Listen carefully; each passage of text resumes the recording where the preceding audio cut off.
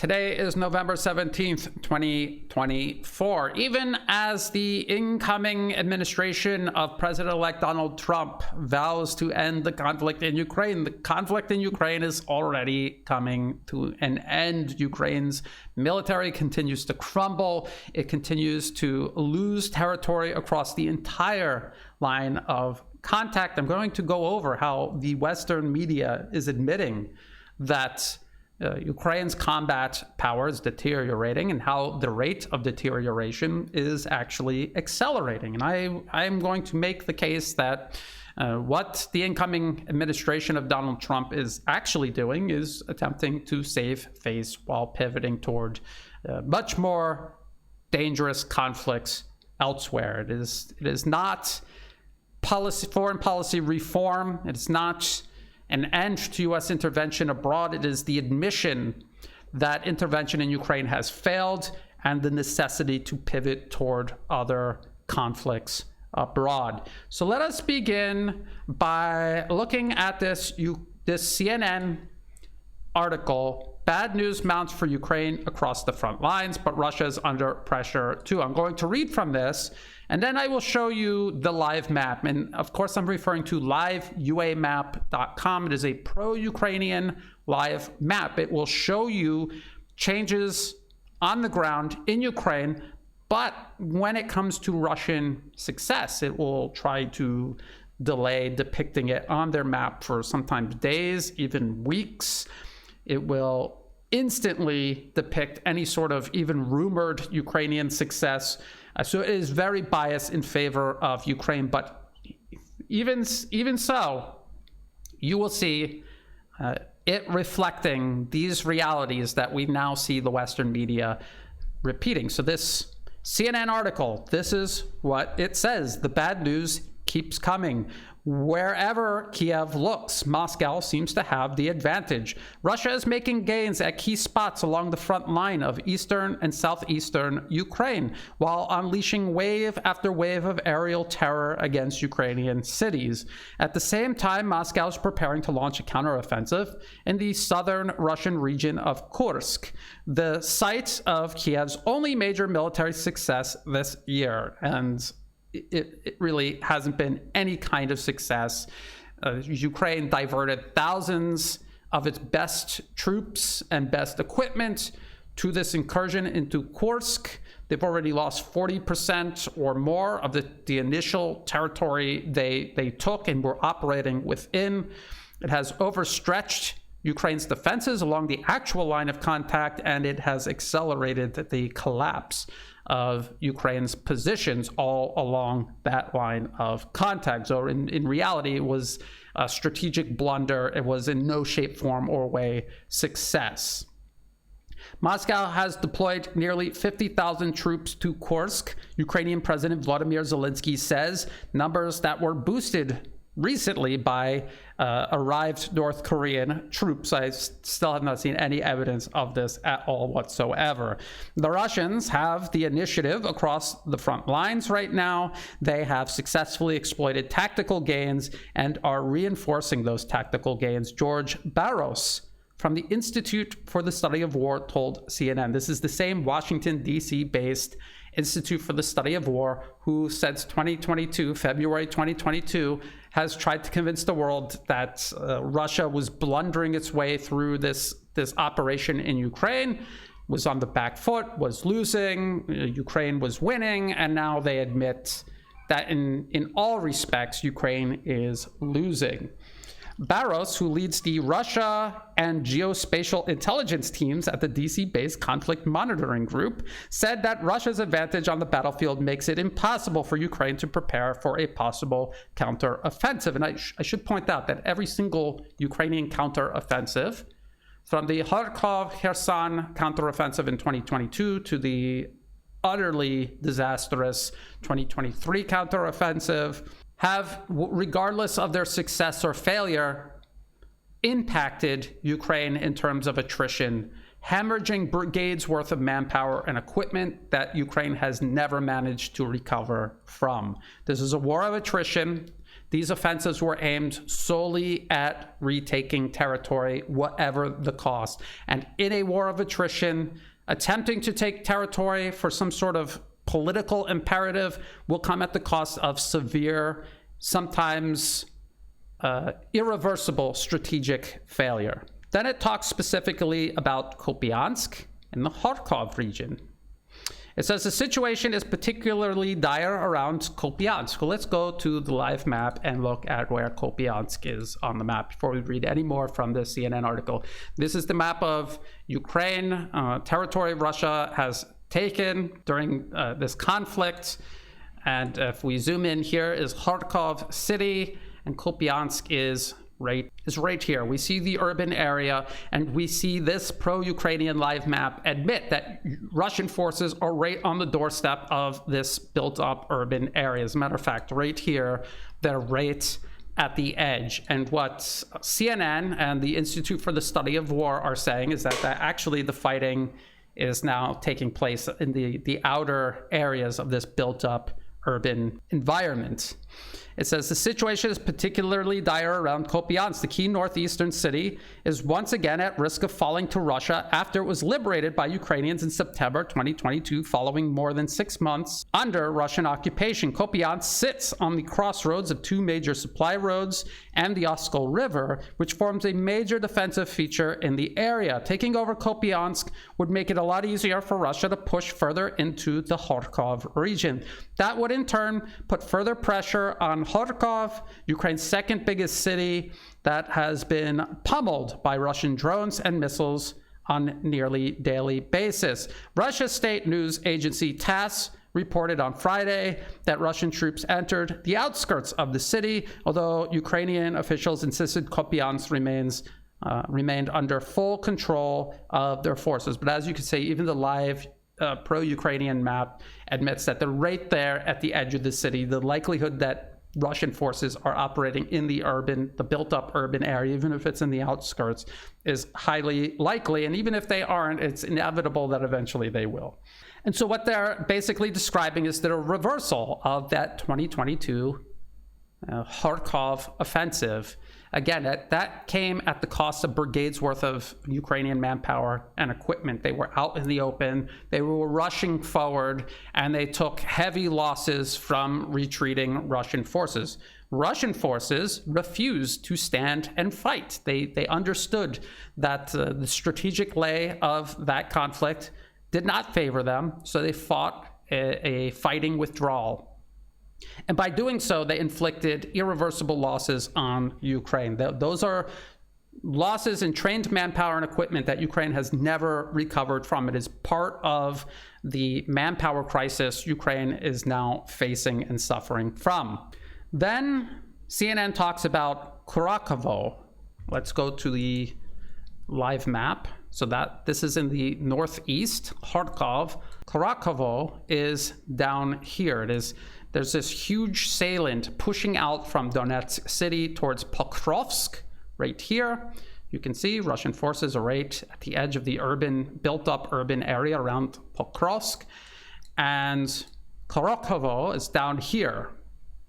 And you can see Russian forces, even according to this pro-Ukrainian map, they are in the built-up urban area of Kurakhove. So this is what it says. At the same time, Ukraine is struggling to hold back Russian advances further south around the city of Kurakhove, which has been surrounded from three sides for months. You could see that it is clearly surrounded. Earlier this week, Zelensky called the situation around Kurakhove the most difficult area of the front line. But while Russia seems poised to take over the city in the coming days and weeks, Barrow said this may not be a strategically significant loss for Kiev, as it won't significantly impact its ability to defend the wider region. But of course, Ukraine is not defending the wider region. They are losing territory on all fronts. Then the CNN article cites this supposed expert at the Institute for Study of War about Pokrovsk itself. And this is what it says. Kurakhove lies some 40 kilometers south of Pokrovsk, a key logistical hub that has been in Russia's crosshairs for many months. By late summer, Pokrovsk appeared almost certain to fall, and it is certain to fall.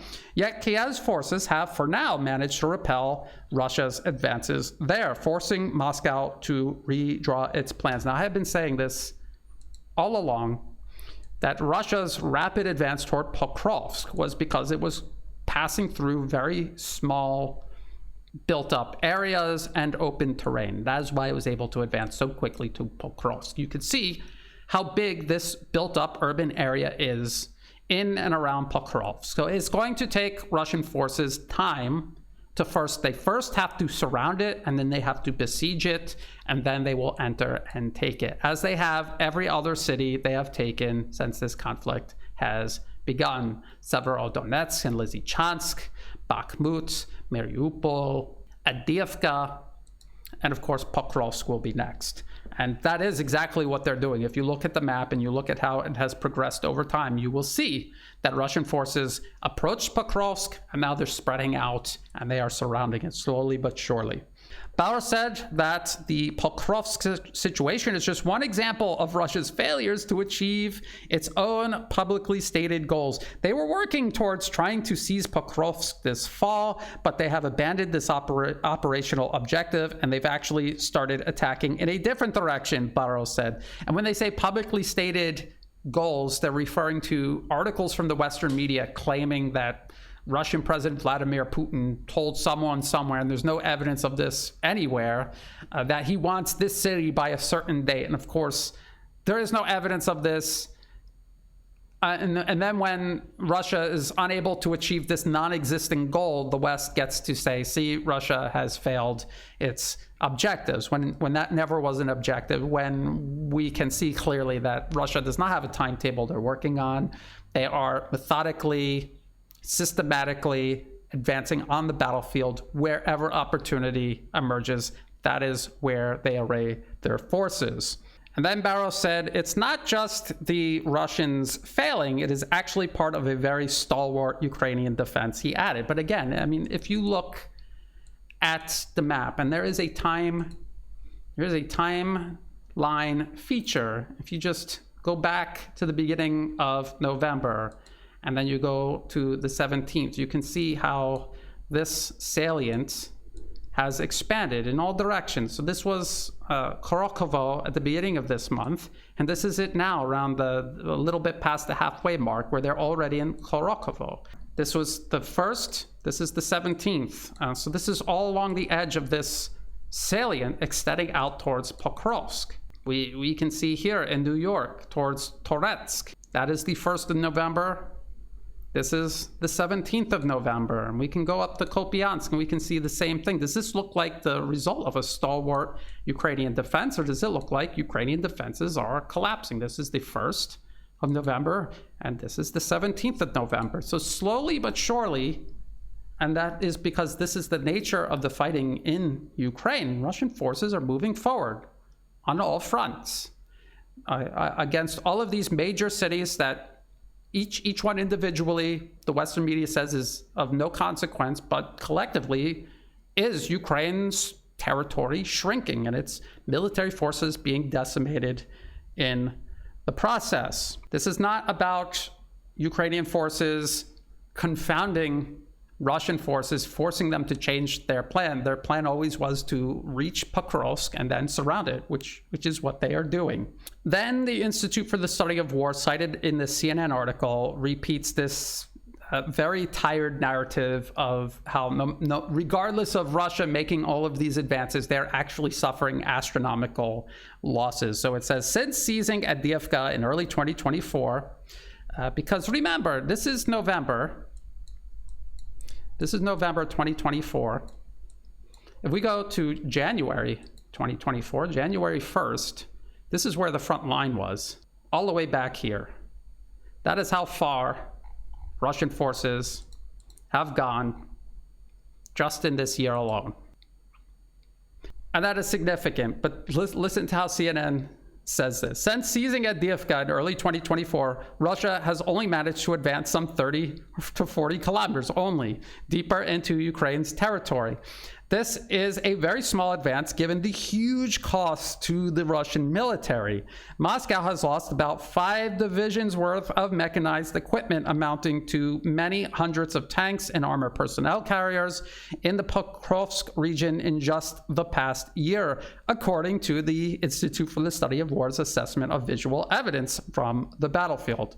To lose 5 divisions worth of tanks and other personnel carriers over the course of a year, to only advance about 40 kilometers, you can go and compare this to all the other major mechanized defenses of the 21st century and even the great battles of the Second World War. That's actually a really terrible performance, Barros said. This is a false equivalency. You cannot compare the type of combat taking place in Ukraine right now to previous conflicts, and these claims about Russian losses are unsubstantiated. Now, I want to go to the Media Zona.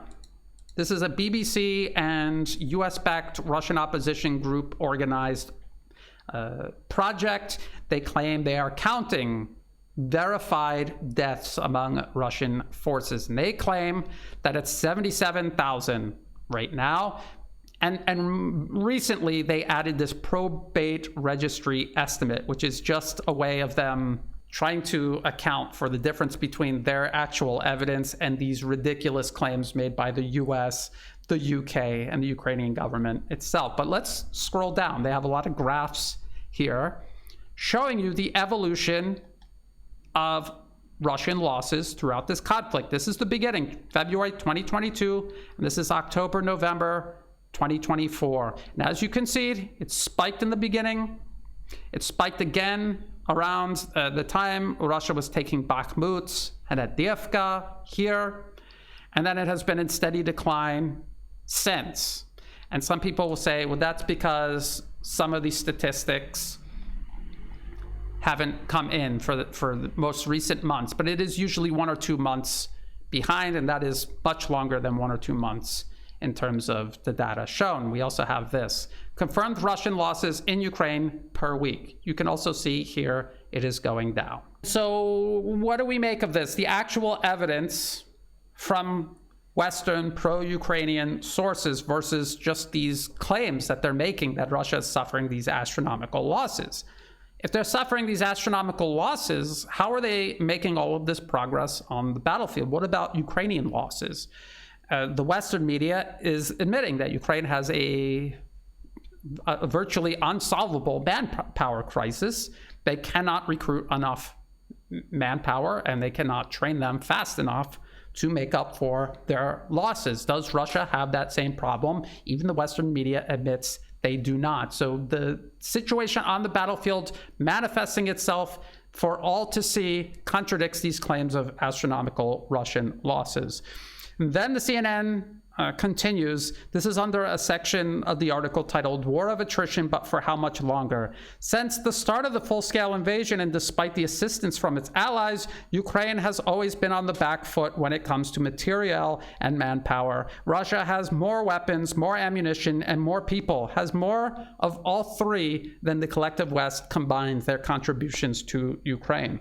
Russian President Vladimir Putin's strategy still appears to be slowly grinding Ukraine down by outgunning and outspending it, and by wearing down its Western allies. Well, Russia certainly is not spending more than the collective West. It's just spending money more effectively. But a number of analysts have said that Putin has a limited window of opportunity to achieve this goal, given the staggering losses Russia is suffering to make even the smallest advances. What if those losses are just war propaganda and they're not actually taking place? The strain the conflict is putting on Russia's economy is clearly growing.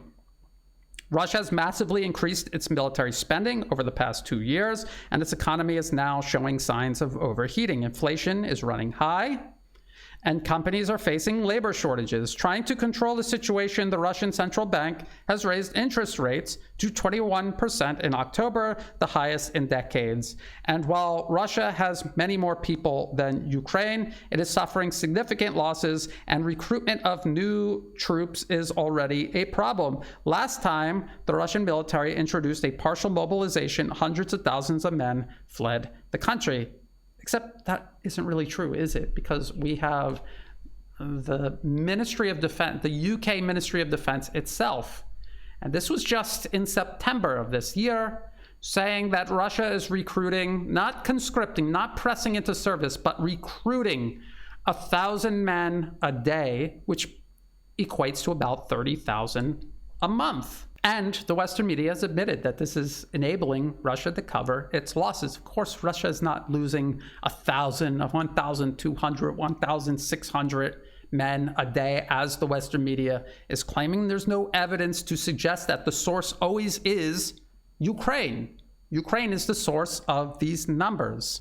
Now, let's just go to the Institute for the Study of War, again, a Washington, D.C. based project, pro-Ukraine, pro-NATO, pro-US intervention in Ukraine. This is their most recent report. This is for November 16th, 2024. I'm +7 GMT. So when it's November 17th for me, it's still November 16th for many people. If you come down here, the key takeaways. This is what I'm going to read from. And you tell me if this sounds like this is sustainable for Ukraine, if you think this is sustainable for Russia, and in what direction this conflict is going based on an openly, overtly biased organization in favor of Ukraine and its Western backers.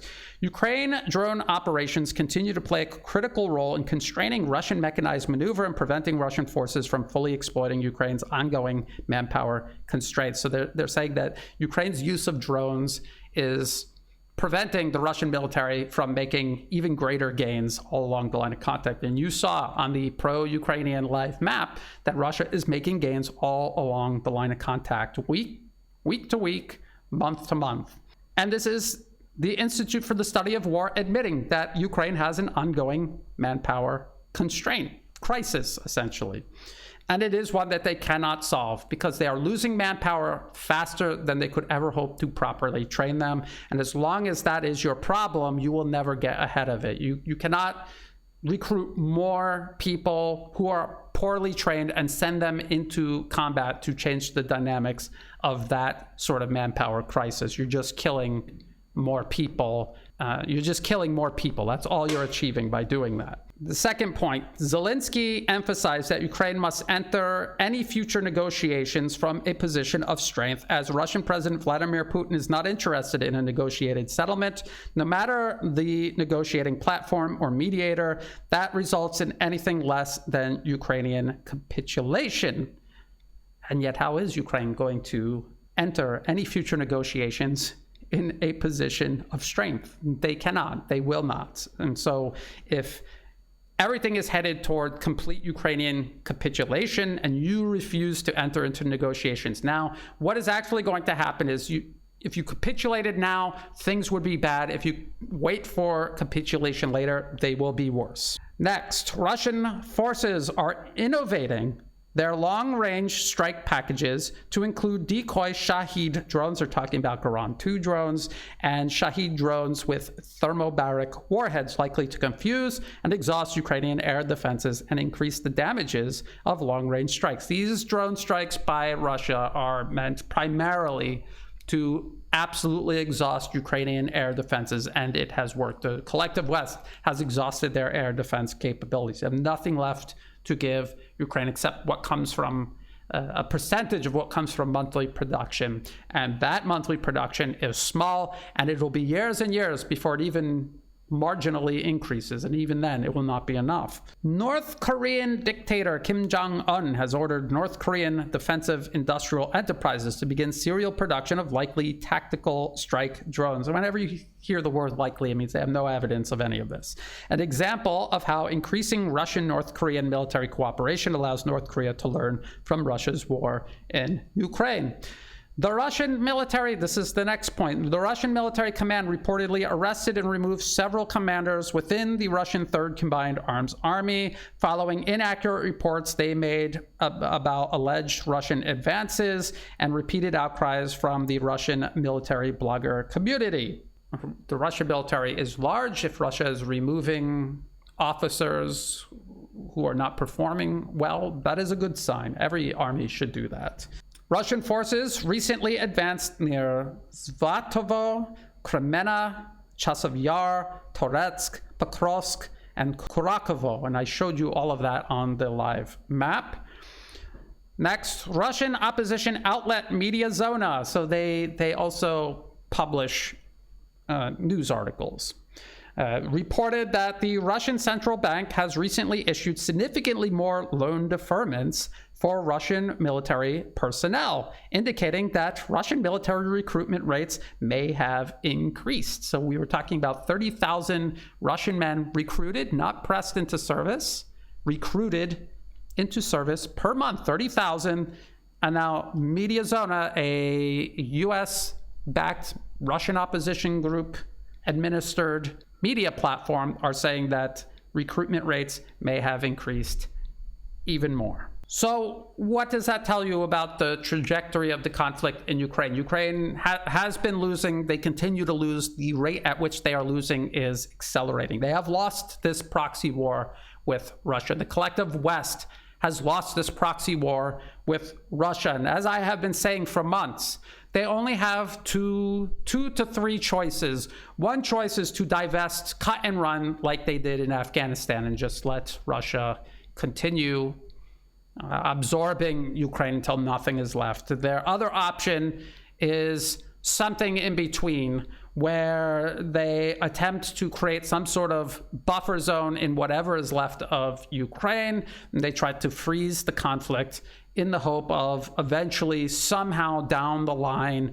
reversing all of these losses, just like they've done in Syria. And the third option is escalating. But if the US and Europe were to escalate in Ukraine, they would be required to use weapon systems they have kept separate from this proxy war in Ukraine for war with either Iran and or China. I'm talking about military aviation, long-range air-launched cruise missiles, other types of long-range missiles, ship-launched cruise missiles.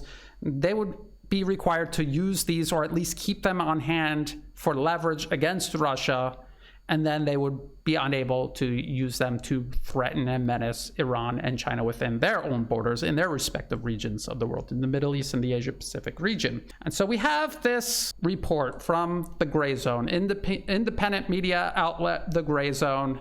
This is by Kit Clarenberg, November 16, 2024. Leaks expose secret British military cell plotting to keep Ukraine fighting. And this is part of one of these two latter options, creating a buffer zone, trying to freeze the conflict, or to try to keep Ukraine fighting for as long as possible, even if this huge push to arm and back Ukraine crumbles and falls apart. This is what the Gray Zone is saying. Now, with leaked documents, you can never be 100% sure of their authenticity, unless the British government were to come out and say, yes, these documents were leaked, these are real emails, these are real documents.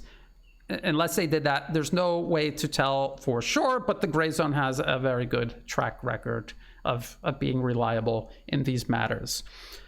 So let's just read a little bit from and the link to this will be in the video description. You could read the entire article and you can look at the screenshots of some of these documents, these emails and spreadsheets that are here.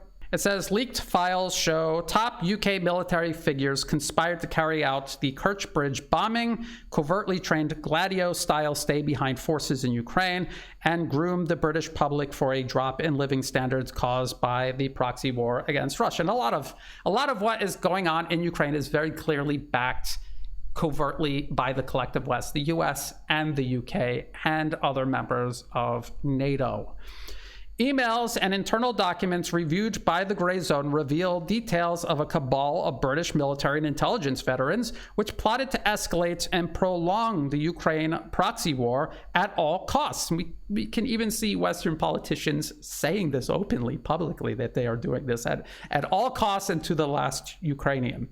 Convened under the direction of the British Ministry of Defense in the immediate aftermath of Russia's invasion of Ukraine in February 2022, the cell referred to itself as Project Alchemy. As British leadership sabotaged peace talks between Kiev and Moscow, the cell put forward an array of plans to keep Ukraine fighting by imposing strategic dilemmas, costs, and frictions upon Russia, which is all just an extension of this 2019 Rand Corporation policy paper extending Russia. This paper is about creating economic and strategic dilemmas for Russia, compelling it to overextend itself in the hopes of precipitating a Soviet Union-style collapse. And one of these measures is to provide lethal aid to Ukraine to precipitate the now ongoing proxy war against Russia in Ukraine.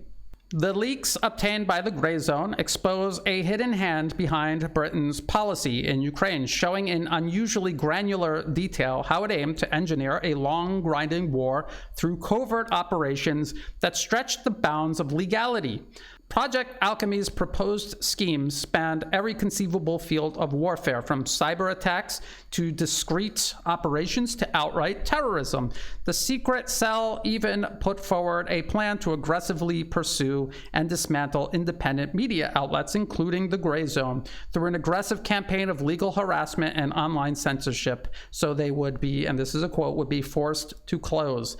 The incendiary blueprints were fed to the highest levels of the British state and national security structure, where they were apparently well received. And we can see in Ukraine that a lot of the things that are mentioned here have actually been implemented. We just weren't 100% sure if it was the US or the UK involved, but these documents suggest that yes, obviously the collective West was involved at the highest levels, and it was all deliberate, concerted, and meticulously planned out. Some of Project Alchemy's most extreme recommendations have already been implemented, often with calamitous results. These include the cell's proposal to strike Crimea's Kerch Bridge, which prompted a Russian escalation that saw punishing attacks on Ukraine's electricity infrastructure. Alchemy also envisioned the construction of a secret Gladio-style army of Ukrainian partisan fighters to carry out assassination, sabotage, and terror missions behind enemy lines. And we have seen these networks operating in territory now controlled by Russia. We've even seen operations like this inside indisputably Russian territory. The article then says, within Project Alchemy's covert war room, the obsession with a long war quickly took hold. Members of the cell took their cues from a policy paper Strickland attributed to the Elders, which he described as a group of fusion players, referring to a strata of academics and defense industry figures with strong ties to the British military. And these are the corporate funded, arms industry funded policy think tanks.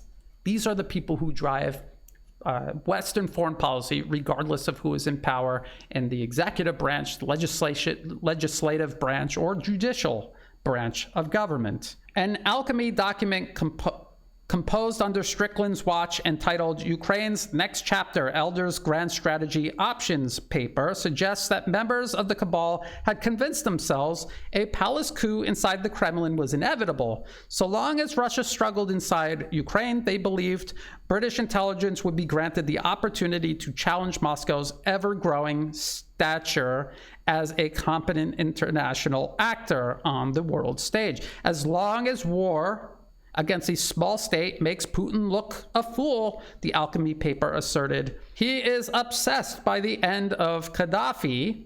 he will want to avoid that. Pressure will pile on from oligarchs as long as the war drags on. He will not want to give them excuses to threaten his authority. The group reasoned that the long war will affect Putin's international credibility, as a failure to quickly defeat Ukraine will seriously reduce his credibility with new rich friends in Belarus, Hungary, China, India, Middle East, Brazil, etc. Most importantly, protracted Russian involvement in Ukraine will embolden NATO. Convinced that Putin would fail in the eastern Donbas region, triggering a collapse of his government, Project Alchemy members openly fantasized about absorbing Russia into the Western-dominated financial order afterwards under the guise of a post-Putin Marshall Plan. Of particular interest was London's re-engagement with Moscow in global energy and commodity markets, a seeming reference to the West's desire for cheap Russian gas and wheat, but on the West's terms and at the cost of Russia, not in any sort of mutually beneficial arrangement. And again, of course, all of this coincides with this Rand Corporation 2019 paper extending Russia. All of these options were meant to be implemented as quickly as possible and if possible simultaneously, and create synergy between them to put overwhelming pressure on Russia to force it to collapse. And that is what they're describing in these leaked documents, as well as published by the Gray Zone. And so what the British, and I'm sure the US is also preparing to do, is to try to perpetuate this for as long as possible, but without the huge amount of investment from at least the United States. The US really needs to pivot away from Ukraine to the other conflicts it feels is necessary to reassert American primacy worldwide. They cannot afford to be mired any longer in Ukraine, just like they were unable to remain mired in Afghanistan. It was not because they realized US foreign policy was flawed. They realized that it was overstretched and they needed to prioritize. And that is what is happening. That is what would have happened under a Harris administration. That is what the incoming Trump administration is vowing to do. They're vowing to pivot from Ukraine to Iran and China. That is what they have said they are doing, and that is the reflection of the cabinet that has been picked, Iran and China war hawks, and that is surely what will unfold over the next 4 years. Now, the Gray Zone continues. Alchemy proposed to deploy Britain's strong private military industry, or PMCs, private military contractors, to out-Wagner. In other words, the group aimed to establish a British rival to the Russian mercenary force founded by the now deceased commander Yevgeny Prigozhin. This objective required the formulation of a new doctrine, operating concept, and legal framework for effectively integrating the activities of PMCs and other non-military actors. Under these guidelines, British mercenary firms capable of using sophisticated weaponry like surface-to-air missiles, cyber combat, air, drones, etc., would be employed to operate and train and accompany Ukraine formations. We have seen this. These operations were all intended to ultimately be sponsored and commanded by the UK government using discreet cover to avoid triggering NATO's Article 5. So what the UK, and I'm sure the US and other NATO members are doing, is sending their troops in under the guise of private military contractors. They are fighting against Russia in Ukraine, all but officially, and they're still losing. That's important to keep in mind. They're still losing.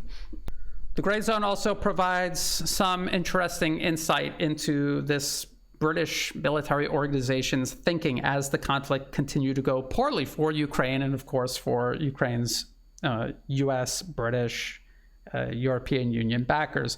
According to Alchemy's analysts, countries across the globe would naturally see the need for a non-US alternative means of safely parking their cash and trading. In a rare show of political sobriety, the British spooks predicted that sanctions on Russia combined with the Ukraine proxy war would impose higher prices on consumer goods and hit British voters in the pocket.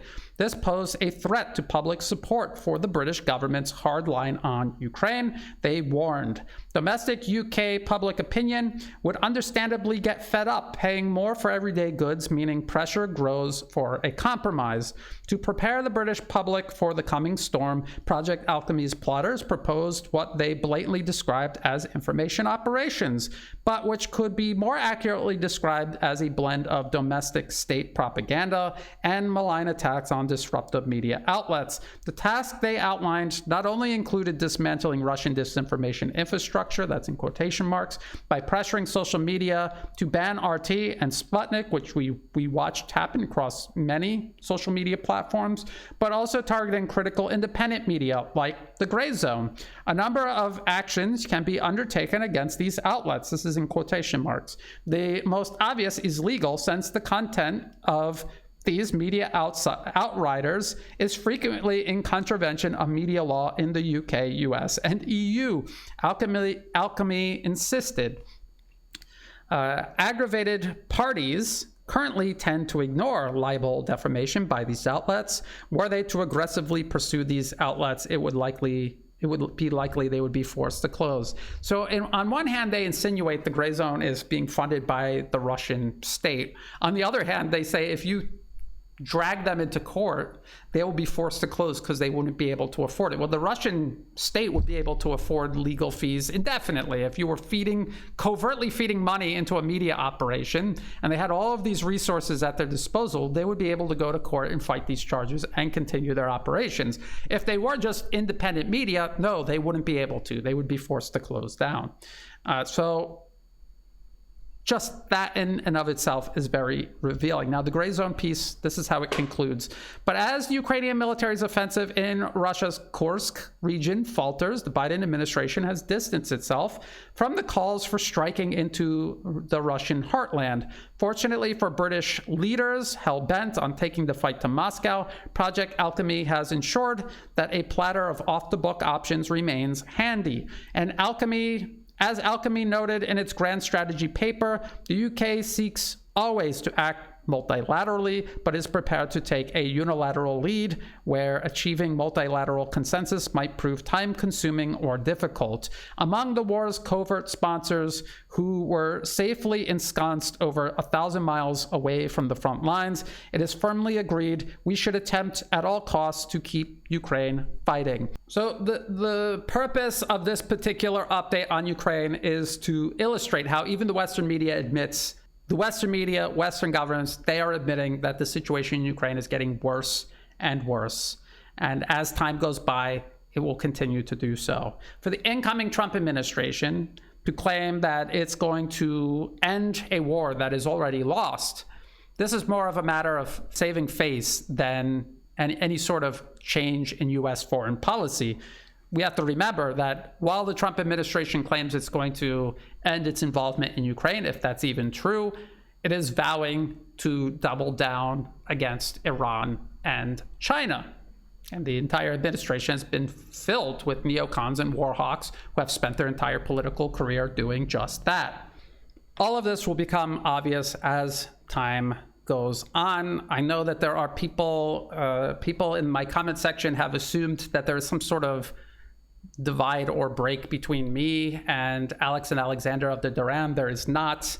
I consider Alex and Alexander friends. I respect them. I appreciate and benefit from their analysis on a daily basis. Yes, we have a huge difference of analysis regarding this incoming administration, but I know as time goes by and if and when the Trump administration continues intervention, interference, encirclement, encroachment, containment around the globe against Iran and China, I know Alex and Alexander are not going to try to defend it or attempt to sell this policy to their audiences. I know they will speak up against it because they've done it in the past, and I know they will continue doing it.